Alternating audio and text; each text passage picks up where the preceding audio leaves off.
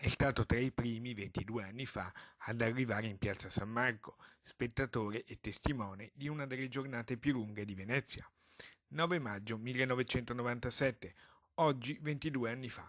L'occupazione militare del campanile di San Marco da parte di un gruppo di 8 venetisti fa ancora storia con nuove rivelazioni. L'avvocato Francesco Mario D'Elia, leader del movimento Autonomia Venezia e Venezia Libera, oggi ricorda. Anch'io quella mattina ero in piazza San Marco perché Segato venne in studio e chiese che potessi assisterlo in questa trattativa o nel caso in cui fosse arrestato dalla polizia e dai carabinieri. D'Elia difese nelle prime udienze del processo l'ideologo di quel blitz, Giuseppe Segato, trovato morto in casa nel 2006 dopo aver scontato una condanna di 20 mesi agli arresti.